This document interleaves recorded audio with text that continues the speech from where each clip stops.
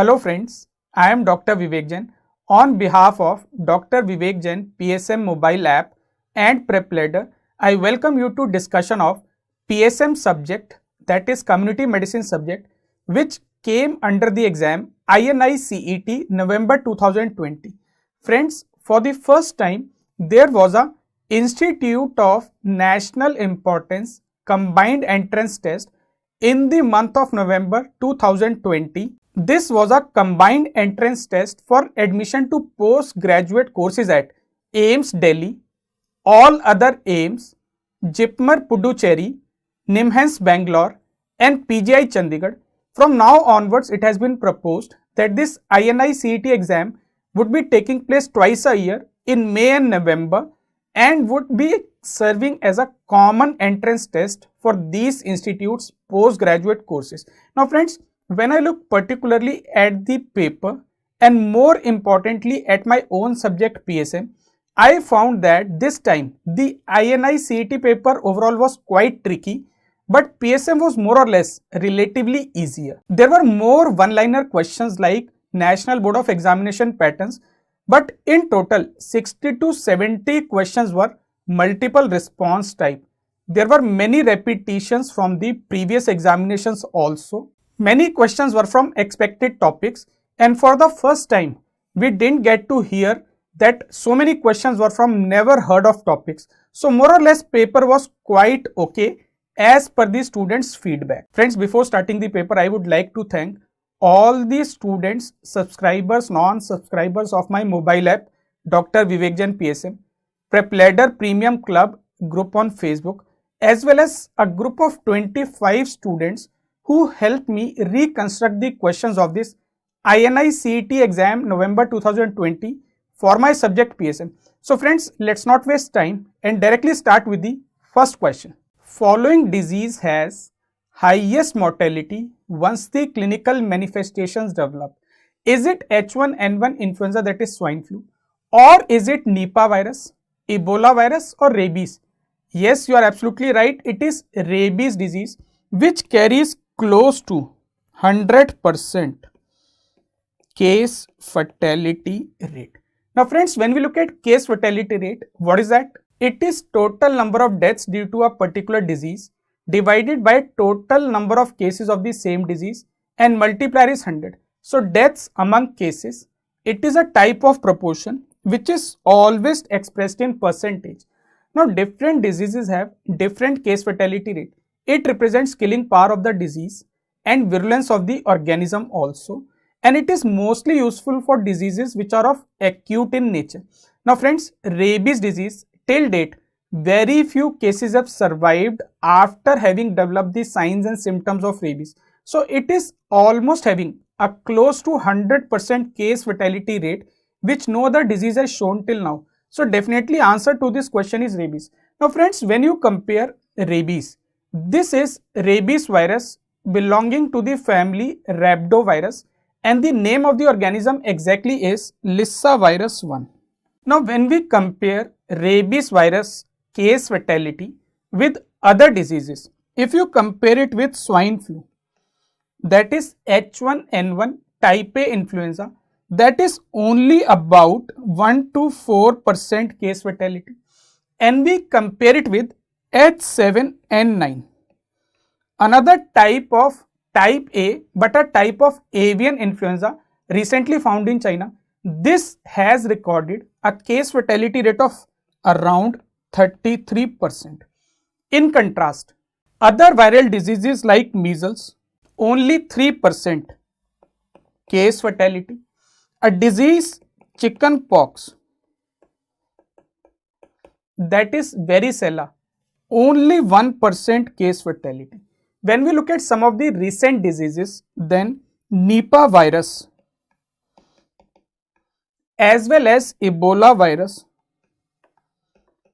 have recorded high case fatality or virulence. Nipah virus almost 50% case fatality, Ebola virus 40% case fatality rate. Friends, when we look at your classical exam questions, a very popular question of our exam has been case fatality rate of Japanese encephalitis, that is around 30 to 35%. And definitely you should know the latest pandemic on this planet, that is COVID-19. It varies from country to country, but on an average globally, it has been found to have a case fatality rate of around 1.5 to 2%. But friends, if you look, most of these are viral infections, yet no one is even close to case fatality rate of rabies disease. If you look, you will find this topic in detail in my mobile video lecture app. In the topic of communicable diseases, go through the disease rabies, where I have categorically mentioned that rabies is the disease having highest case fatality rate of close to 100%. Another question asked in the exam was, you are a medical officer of a PHC. What will be your advice regarding an economical method for mass drug administration for iron deficiency anemia in the catchment population? Now friends, if you look at a country like India, we have iron deficiency anemia as the most common type of anemia in the population. But along with iron deficiency anemia, what are the other common nutritional causes of anemia in the country? These are folic acid and deficiency of vitamin B12. So if you are doing mass administration of iron, why not combine it with nutritionally vitamin B12 as well as folic acid supplementation? And friends, what is the only facilitator of iron absorption in human body? That is vitamin C. The best possible answer for this question will be choice number C, where a combination of all four should be given: iron, folate, vitamin B12 along with vitamin C. Now friends, if you look, in fact one of the new programs, Anemia Mukt Bharat, that has ensured that iron and folic acid supplementation is given to all the vulnerable groups in the country to ensure there is a sustained reduction in prevalence of anemia in the country. If you look at new health programs, policies and legislations in my mobile video lecture app, you will find I have discussed in detail Anemia Mukt Bharat, where iron and folic acid supplementation details are asked according to the different vulnerable age groups. Kindly read it in detail before you go for your examination.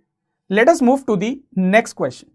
A woman with recent trichomoniasis infection was advised pap smear. She asks you what it is. What will be your answer? Will you tell her it is a screening test for cervical cancer? Or will you tell her it is a diagnostic test for cervical cancer? It's screening of cancer of female genital tract. It's a diagnostic test for trichomonas infection. Friends, if you look at pap smear, it is actually a screening test of cervical cancer. So we will tell her simply that trichomonas infection generally is not diagnosed by using pap smear. Pap smear is used for screening of cervical cancer. But yes, if you are looking for trichomoniasis,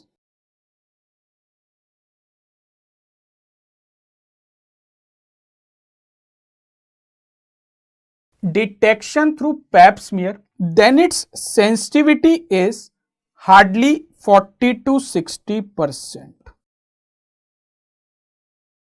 But if it is in the hands of a good technician, the good thing is specificity is around 90 to 95%. Friends, just to refresh your memory about pap smear as a screening test, let us look at this image. This is where a pap smear is taken and we try to take a smear using an instrument known as, very right, this is Ayer spatula.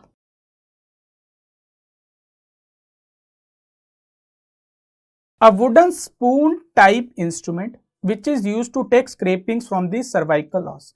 Now friends, if you are able to manage to see trichomonas infection in the pap smear, it would look something like this.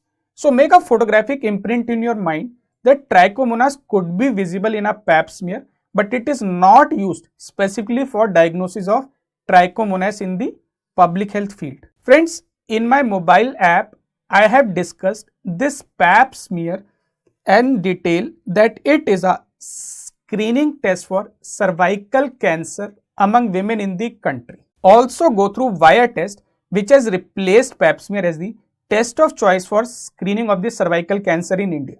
Now moving forward to the next question, HPV vaccine is based on.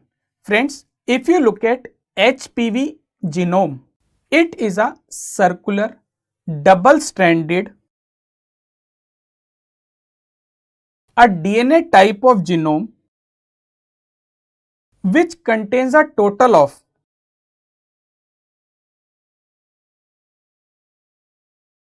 8,000 base pairs. This genome encodes at least 6 early genes and 2 late genes also. Now these 6 early genes are E1, E2, E4, E5, E6 and E7. Similarly, the 2 late genes are L1 and L2. Friends, in this photograph also you can see L1, L2. These are the late genes. On the other side of the genome are the 6 early genes represented by alphabet E. Friends, what is the current strategy utilized by HPV, human papilloma virus vaccine? They target these L1 and L2. In fact, the capsid proteins of L1 and L2 act as target antigens. They induce antibodies to neutralize and prevent entry of human papilloma virus into these cells. Now friends, if you compare both L1 and L2, it is mainly L1 which is being utilized by the currently available HPV vaccine. When we look at Cervarix, that is a bivalent vaccine. It contains L1 viral-like particles for HPV 16 and 18. When we look at Gardasil vaccine, that is quadrivalent, it contains L1 viral-like particles for HPV 16, 18, 6 and 11 subtypes. Now friends, when we look at L2 based vaccines, it has one advantage that they are cheaper and we can use E. coli to make them available in the developing world also. But the problem is L2 is less immunogenic as compared to L1. So friends, now let's go back to our original question. HPV vaccine is based on which of the following? Very right, it is based on L1 and L2 late genes. Also you must know these early genes, they regulate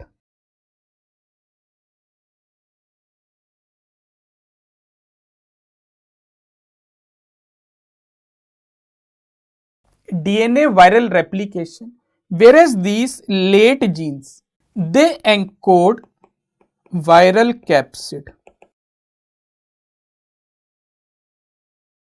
And this encoding of viral capsid will help packing of the newly synthesized virions. So friends, let's move to the next question now. Now friends, this question was a multiple response answer. Question was, you will sanitize your hands under the following conditions. Now friends, there is a difference between when do we sanitize or rub and when do we actually wash with soap and water. If hands are not visibly soiled, then you rub them with an alcohol based sanitizer.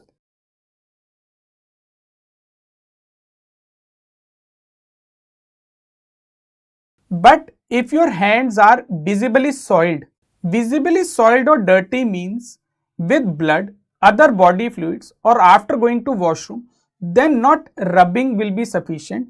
In fact, you should wash your hands with soap and water. In fact, WHO also recommends this hand rubbing should be done for a duration of 20 to 30 seconds, whereas washing should be done for a duration of 40 to 60 seconds. Now, when we look at rubbing with sanitizer, there are 5 checkpoints in this. When do we have to do hand rubbing? These are number 1, when before touching the patient. Then we have number 2, that is before any cleaning or antiseptic procedure. Then we have number 3, that is after body fluid exposure risk. Number 4, after touching a patient, and number 5 checkpoint is after touching the patient's surroundings. Friends, after you have remembered these 5 checkpoints, let's go back to our original question. Now just read the choices carefully. Choice A, before examining the patient, this is correct. Look at choice B, after examining the patient, is also correct. Look at choice C, after touching patient's surrounding, that was checkpoint number 5, that is also correct. If you look at choice D, when your hands are visibly soiled, no, this cannot be marked as the correct answer because we are talking about sanitizing the hand, and when hands are visibly soiled, then we go for washing with soap and water for 40 to 60 seconds. Friends, next question was also a multiple response answer type question. A 2-year-old child who is a case of nephrotic syndrome has to be put on steroids. So before starting the steroid treatment, which of the following is or are true regarding the vaccination? Friends, look at these statements. They say vaccinate as per schedule. Friends, this is absolutely correct statement. Why? Because vaccination is carried out as per schedule until and unless the child is taking prednisolone already. That too for minimum 1 week. And in this case, he has yet to be started on steroids. So we will allow vaccination as per schedule. Now look at choice number 2. Give pneumococcal vaccine as per schedule. Yes, we will give, because only problem in nephrotic case children who has to be put on steroids, that steroids will lead to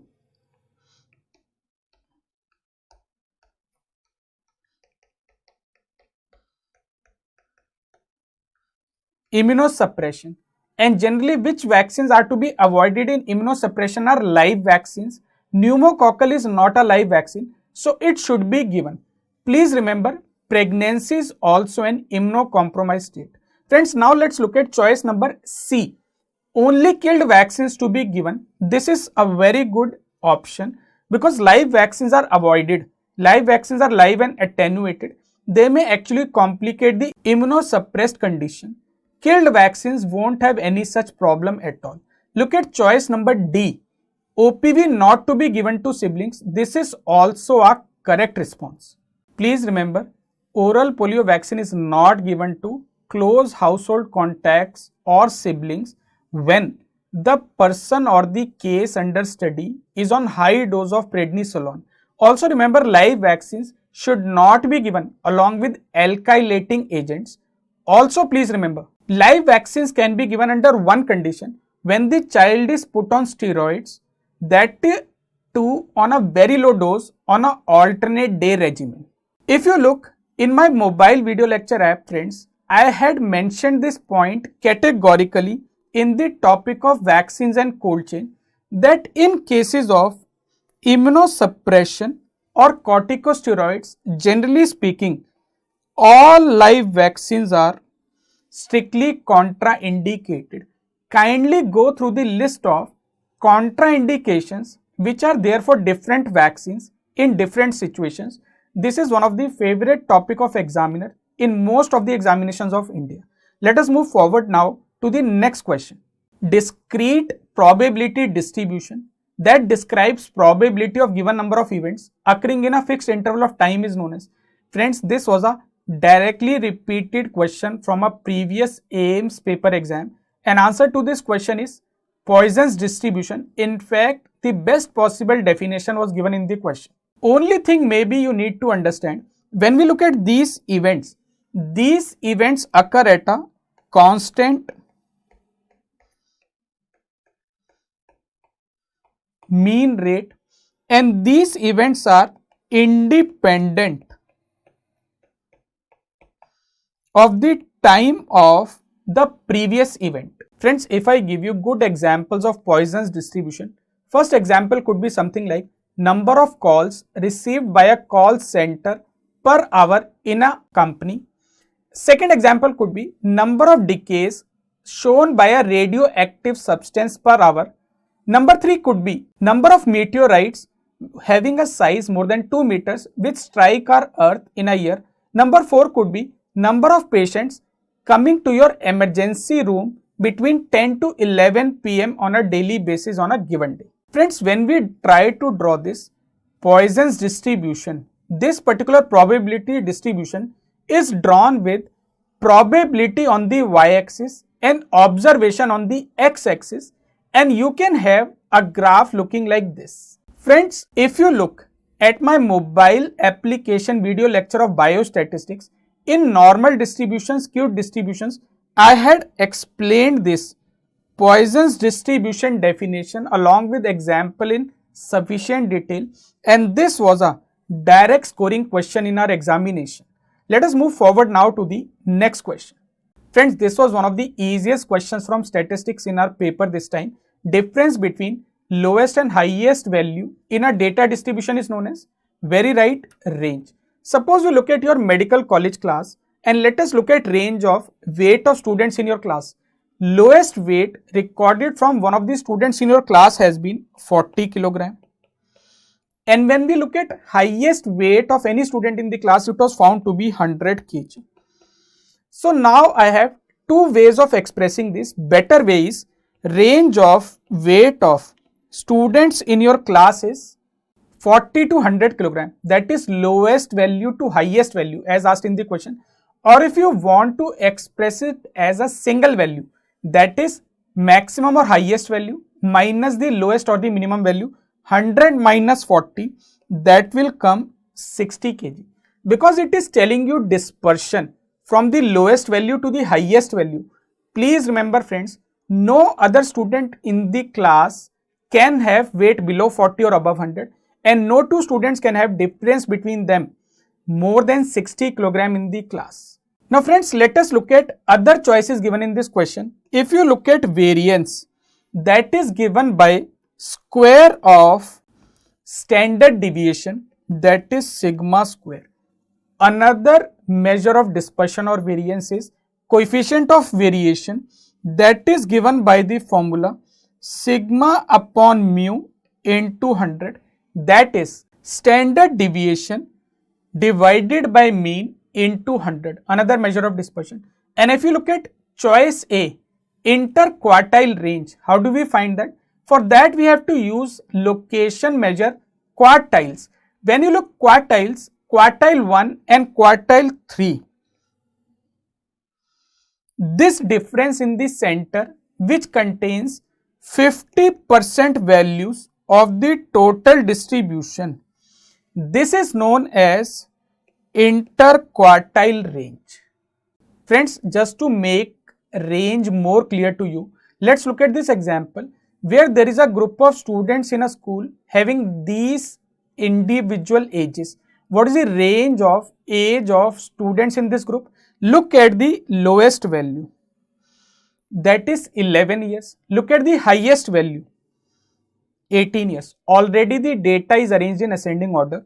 So range of age of students in this class will be 11 to 18 years. All students in this group are dispersed within 7 years of each other. Friends, this topic range has been adequately covered in my mobile video lecture based application in the topic of biostatistics dispersion, where exactly same language was used as it was asked in the question. So kindly go through this video in detail before the next examination. Let us move forward to the next question.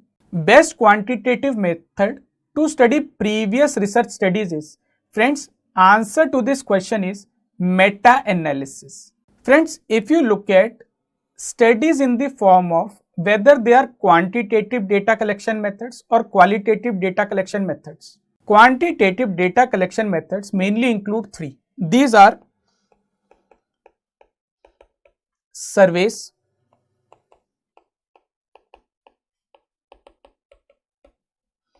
observations or observational studies,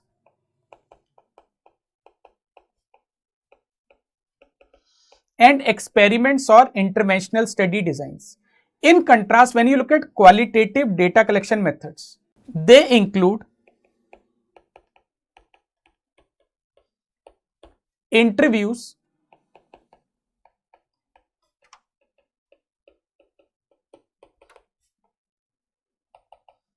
focus group discussions,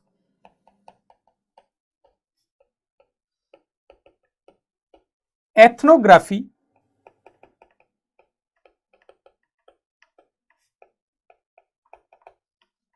and literature reviews. These quantitative data collection methods more utilize statistical analysis.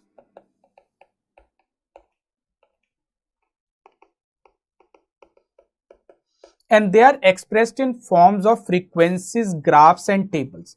In contrast, qualitative data methods are more analyzed through categorizing,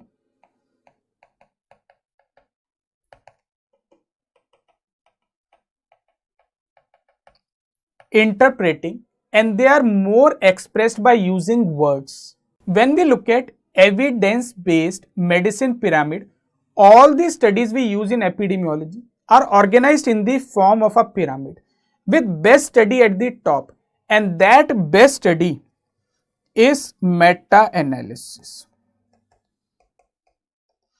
So that is at the top of evidence-based medicine pyramid and is known as gold standard of evidence-based medicine also. David Lawrence Sackett is known as father of evidence-based medicine. Friends, now if you look at in my mobile video lecture app, in the topic of meta-analysis, I had discussed this point categorically that meta-analysis is the best study design among all the epidemiological studies. So this was fairly a direct easy question in the paper.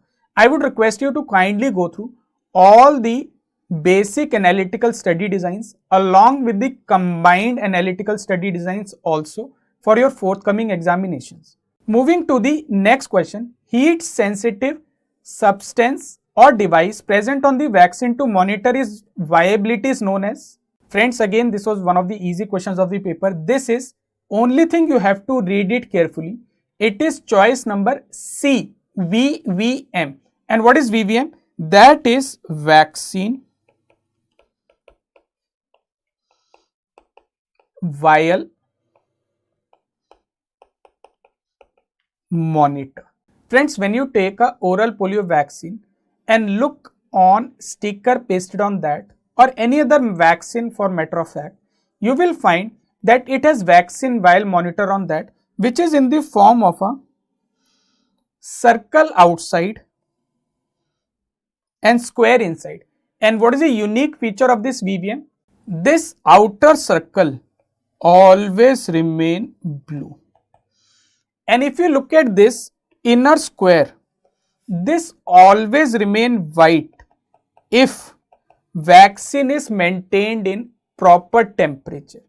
If vaccine is not maintained in proper temperature, this inner white square starts changing color. Initially it becomes light blue, then may it become darker to become purple and black. So this vaccine vial monitor is actually used as an indicator of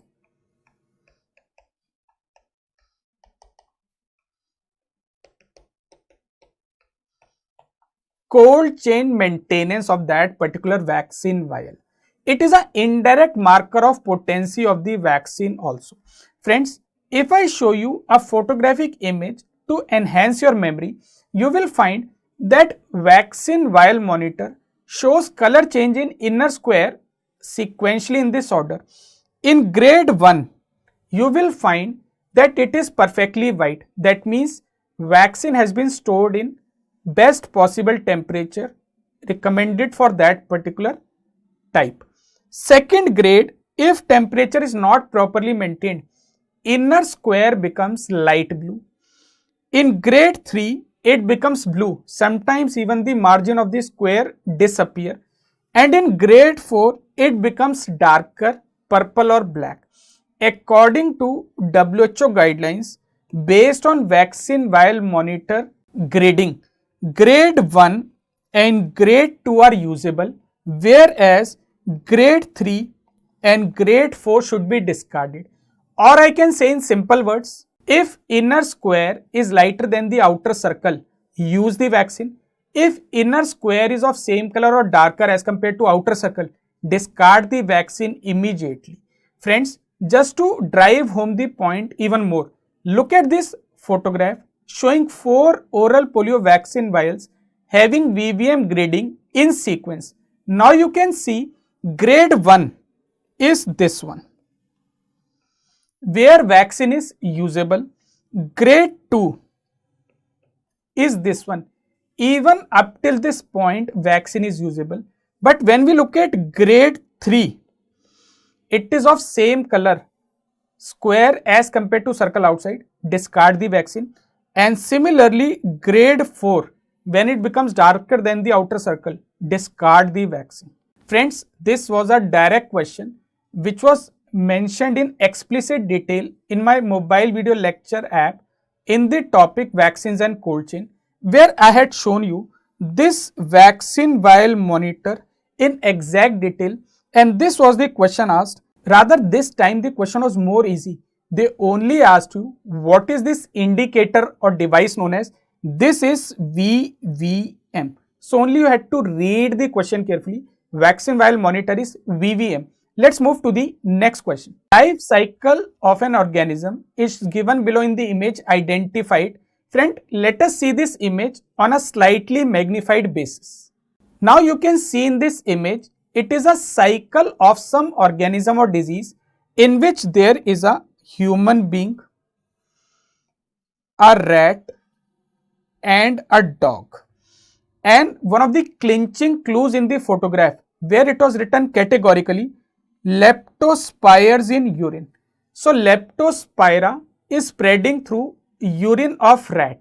This leptospire containing urine of rat, it may contaminate mud and soil. There are some mammalian reservoir as shown in the photograph, and when man comes in contact, he may develop the disease leptospirosis. So friends, this is definitely a case of leptospirosis being shown in the life cycle image as given in the question. So answer to this question should be choice number B, leptospirosis. Friends, this was also a repeated question from a previous AIIMS paper itself. In fact, in my mobile application video discussion of the previous AIIMS paper, I had shown an image which was asked earlier of the life cycle of leptospira. Let's look at that. This was the image which was there in the paper last time, but in that image also categorically it was mentioned that leptospires are responsible for this infection present in infected rat urine. So besides several other clues, it was easy to identify that this is definitely only and only disease leptospirosis. So this was more or less a repeat question in the paper. Another image based question was asked where it was given transplacental transmission is there, one clue. Second was it led to microcephaly in the newborn child or fetus. So this disease is, friends, let's look at this image in a magnified version. So friends, in this image they have shown mother to child transmission of a disease. Half-pair cell is visible, villus is visible, syncytial and cytotrophoblast are also visible. They are saying transplacental transmission, microcephaly. So which disease are they talking of?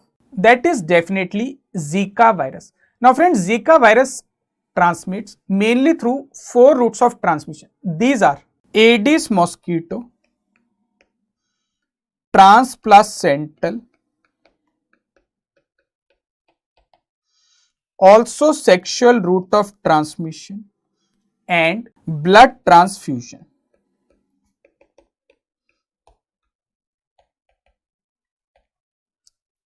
When there is a transplacental transmission of Zika virus, it may lead to microcephaly, a characteristic feature. Along with that, it may lead to miscarriage,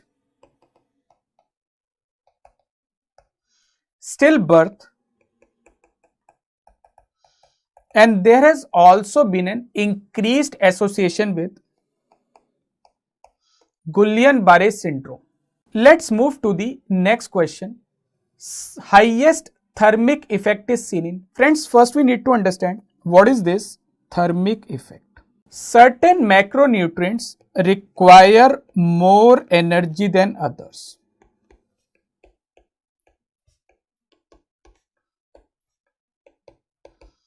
And which energy are we talking of? That is to digest, absorb, transport and store in the body. When we compare a carbohydrate, a protein or a fat, for this thermic effect is expressed in percentage of the energy content of the nutrient. So when we look at carbohydrate first, it is around 8%.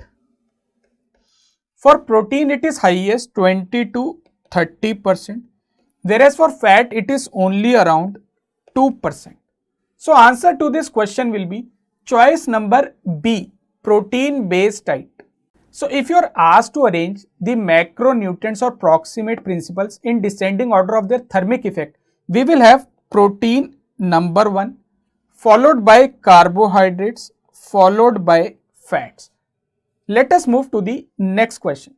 Again, it was a image based question. Identify the organism. One of the easiest questions of the paper. This is the actually most common worm infestation of India and world, that is roundworm or Ascariasis. Drug of choice for roundworm in India is albendazole. And how do we acquire this infection? Looking at its life cycle, it is mainly a fecal-oral route of transmission. So contaminated food and water, when it reaches our body, it completes the cycle for roundworm or Ascariasis infection.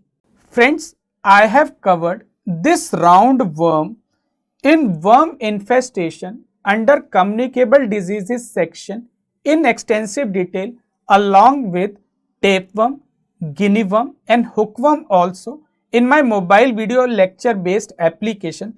Kindly go through all these topics in sufficient details, one of the commonly asked questions in our paper.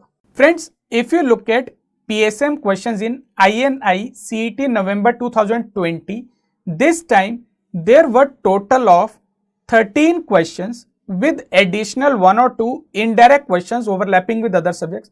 Out of those 13, 10 questions were from the mobile video lecture based application by Dr. Vivek Jain, that is Dr. Vivek Jain PSM app, giving us a strike rate of around 77%. So friends, now we come to the end of this session, and in the end, to conclude, I would just like to remind yourself of your own strength, that always trust your instincts. It is your instincts only which have brought you up till this point. Friends, thank you. I wish you all the best for a grand result in INI CET examination, and for other students, a grand success in all the other forthcoming examinations. Thank you.